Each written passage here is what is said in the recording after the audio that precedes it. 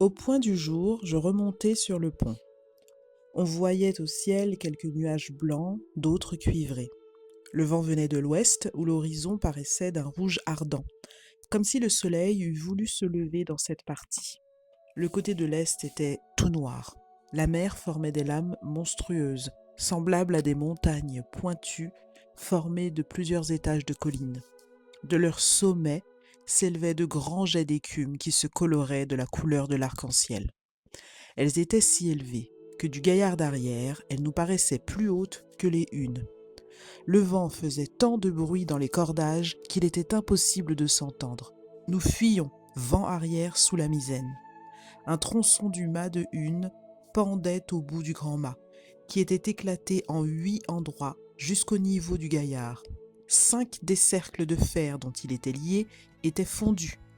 Les passes-avant étaient couverts des débris des mâts de une et de perroquets. Au lever du soleil, le vent redoubla avec une fureur inexprimable. Notre vaisseau ne pouvant plus obéir à son gouvernail, vint en travers. Alors la misaine ayant phasié, son écoute rompit. Ses secousses étaient si violentes qu'on crut qu'elle amènerait le mât à bas. Dans l'instant, le gaillard d'avant se trouva comme engagé. Les vagues brisaient sur le bossoir de bâbord, en sorte qu'on n'apercevait plus le beaupré. Des nuages d'écume nous inondaient jusque sous la dunette. Le navire ne gouvernait plus, et étant tout à fait en travers à la lame, à chaque roulis, il prenait l'eau sous le vent jusqu'au pied du grand mât, et se relevait avec la plus grande difficulté. Dans ce moment de péril, le capitaine cria au timonier d'arriver, mais le vaisseau, sans mouvement, ne sentait plus sa barre. Il ordonna aux matelots de carguer la misaine, que le vent emportait par lambeaux. Ces malheureux effrayés se réfugièrent sous le gaillard d'arrière. J'en vis pleurer un. D'autres se jetèrent à genoux en priant Dieu. Je m'avançai sur le passe-avant de bâbord en me cramponnant aux manœuvres. Un Jacobin, aumônier du vaisseau, me suivit, et le sieur Sir André, passager, vint après. Plusieurs gens de l'équipage nous imitèrent, et nous vînmes à bout de carguer cette voile, dont plus de la moitié était emportée. On voulut border le petit foc pour arriver, mais il fut déchiré comme une feuille de papier. Nous restâmes donc à sec, en roulant d'une manière effroyable. Une fois ayant lâché les manœuvres où je me retenais, je glissai jusqu'au pied du grand mât, où j'eus de l'eau jusqu'aux genoux. Enfin, après Dieu, notre salut vint de la solidité du vaisseau, et de ce qu'il était à 3 ponts, sans quoi il se fût engagé. Notre situation dura jusqu'au soir, que la tempête s'apaisa. Une partie de nos meubles fut bouleversée et brisée. Plus d'une fois, je me trouvais les pieds perpendiculaires sur la cloison de ma chambre. Tel fut le tribut que nous payâmes au canal de Mozambique, dont le passage est plus redouté des marins que celui du cap de Bonne-Espérance. Les officiers assurèrent qu'ils n'avaient jamais vu une aussi grosse mer. Toutes les parties hautes du vaisseau en étaient si ébranlées que dans les jointures des pilastres de la chambre, j'introduisais des os entiers de moutons qui étaient écrasés par le jeu de la charpente. Le 24, à 4 heures du matin, il fit calme. La mer était encore plus grosse. On travailla tout le jour à amener la grande vergue et à préparer 2 jumelles pour fortifier le grand mât. L'effet du tonnerre est inexplicable. Le grand mât est éclaté en zigzag. Depuis les barres de 1 jusqu'à 5 pieds au-dessous, du côté de l'avant, il y a un éclat. 5 pieds au-dessus, du côté de l'arrière, il y a un autre éclat. Ainsi de suite jusqu'au niveau du gaillard. Il y a alternativement un espace brisé et un plein, de manière que le plein d'un côté répond au brisé de l'autre. Dans ces éclats, je n'ai remarqué aucune odeur ni noirceur. Le bois a conservé sa couleur naturelle. Nous vîmes quelques moutons du Cap. Le gros temps fit périr le reste de nos bestiaux et doubla le nombre de nos malades scorbutiques. Le 25, on s'occupa à lier et à saisir les 2 jumelles autour du mât. C'étaient des pièces de bois de 45 pieds de longueur, un peu creusées en gouttière pour s'adapter sur la circonférence du mât. Chacun mit la main à l'œuvre à cause de la faiblesse de l'équipage. Une baleine passa près de nous à portée de pistolet. Elle n'était guère plus longue que la chaloupe. Le 26, petit temps. On chanta le Te Deum, suivant l'usage, pour remercier Dieu d'avoir passé le Cap et le canal de Mozambique. On s'occupa tout le jour à réparer le grand mât. Le 27, Nous vînmes à bout de lui faire porter sa grande voile. On jeta à la mer un homme mort du scorbut. On compte 21 malades hors de service. Le 28, le beau temps continua. Nous vîmes quelques fauchets, les damiers, les moutons du Cap ont disparu. Le 29, un enfant, né depuis 28 jours, mourut scorbutique. On compte aujourd'hui 28 matelots sur les cadres. On a pris pour faire le quart tous les domestiques du vaisseau et les passagers qui ne sont pas de la grande chambre. Vers le soir, nous vîmes des marsouins. Le 30, l'inquiétude augmente par la triste situation de l'équipage. Nous avons trouvé ici la fin des vents d'ouest. Nous tenons une haute latitude afin de profiter des vents de sud-est, qui sont constants dans cette partie. Nous tâchons d'arriver au vent de l'île Rodrigue afin d'atteindre plus sûrement l'île de France. Observations qui peuvent être utiles à la police des vaisseaux. Il m'a paru qu'il n'y avait pas assez de subordination parmi les officiers de la compagnie. Les supérieurs craignent le crédit de leurs inférieurs. Comme la plupart de ces places s'obtiennent par faveur, je ne crois pas que l'autorité puisse être établie parmi eux d'une manière raisonnable. Ce mal donc me paraît sans remède en ce qu'il tient à nos mœurs. Aucun vaisseau ne devrait tenir la mer plus de 3 mois sans relâcher. Ces longues traversées coûtent beaucoup d'hommes. Les matelots n'ont point assez d'eau dans les chaleurs. Souvent, ils sont réduits à une demi-pinte par jour. Ne serait-il pas possible de diviser l'endroit du vaisseau où se place le lest en citernes de plomb remplies d'eau douce? Peut-être trouverait-on un mastic ou cire dont on enduirait les barriques, ce qui préserverait l'eau de corruption. Elle est souvent d'une infection insupportable et remplie de vers. Quant à la machine à dessaler l'eau de mer, les marins la croient peu salutaire. D'ailleurs, il faut embarquer beaucoup de charbon de terre qui tient beaucoup de place, qui est sujette à s'enflammer lui-même, et on a l'inconvénient dangereux d'entretenir un fourneau allumé nuit et jour. Les matelots sont très mal nourris. Leur biscuit est plein de vers. Le bœuf salé, au bout de quelque temps, devient une nourriture désagréable et malsaine. Ne pourrait-on pas cuire des viandes et les conserver dans des graisses?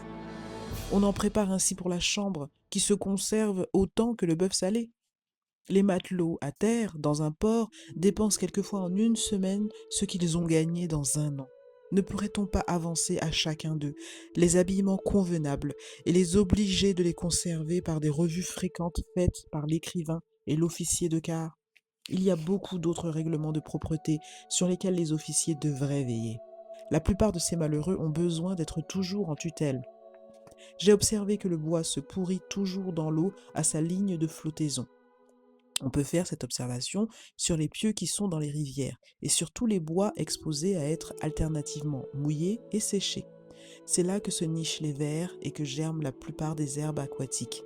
Cet endroit est si favorable à la végétation que les filets verts dont notre vaisseau est entouré se sont attachés seulement aux anneaux de fer des chaînes du gouvernail qui sont à fleur d'eau sans qu'il y en ait au-dessus ni au-dessous. Je crois qu'il serait utile de border de feuilles de cuivre toute la circonférence des vaisseaux sur une largeur de 3 pieds. Quant aux pointes de fer et de cuivre qui terminent les mâts et les vergues, l'expérience prouve qu'elles attirent le tonnerre.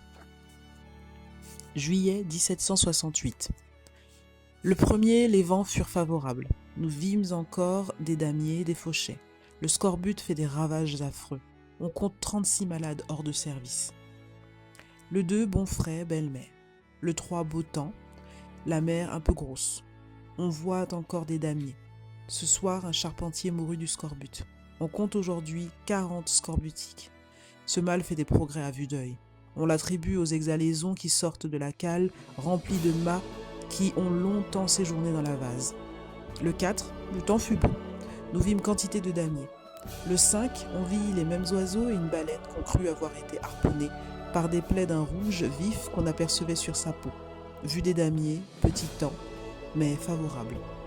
Le 6, les 6 et 7, le scorbut nous gagne tous. Nous avons 45 hommes sur les cadres, le reste de l'équipage est très affaibli.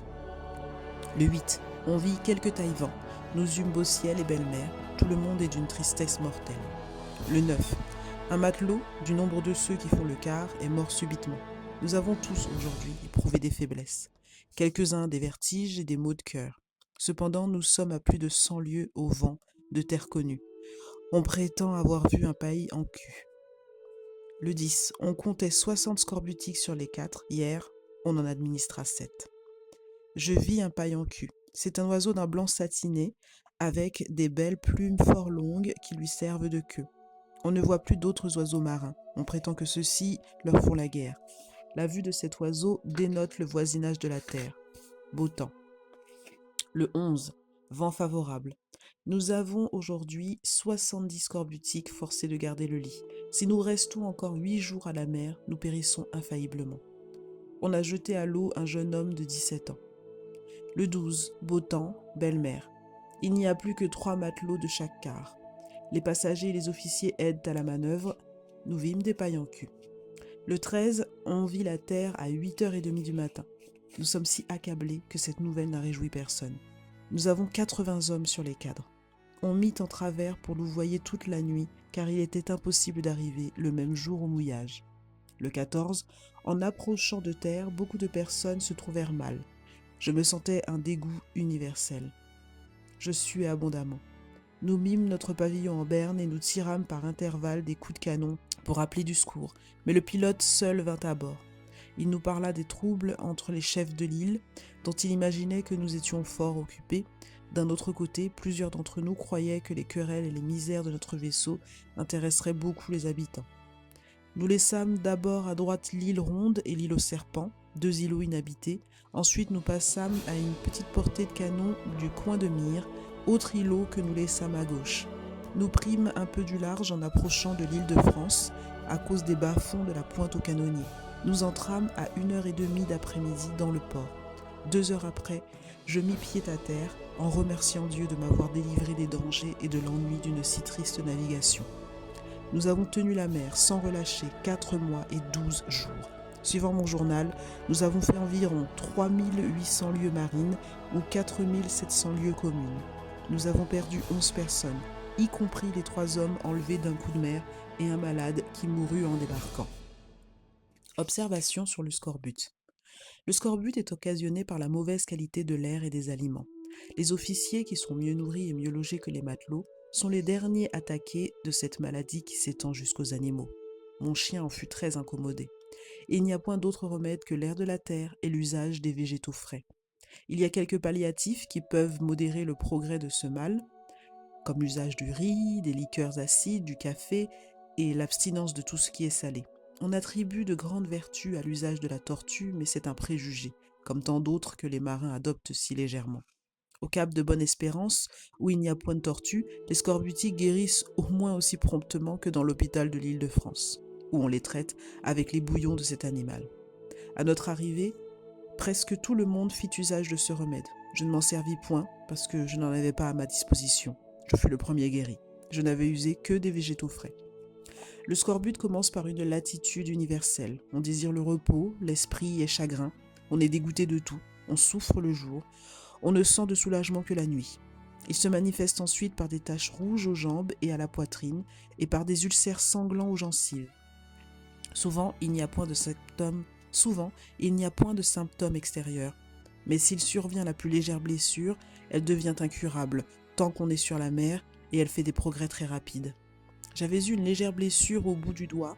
En 3 semaines, la plaie l'avait dépouillée tout entier et s'étendait déjà sur la main. Malgré tous les remèdes qu'on y put faire. Quelques jours après mon arrivée, elle se guérit d'elle-même. Avant de débarquer les malades, on eut soin de les laisser un jour entier dans le vaisseau, respirer peu à peu l'air de la terre. Malgré ces précautions, il en coûta la vie à un homme qui ne put supporter cette révolution. Je ne saurais vous dépeindre le triste état dans lequel nous sommes arrivés.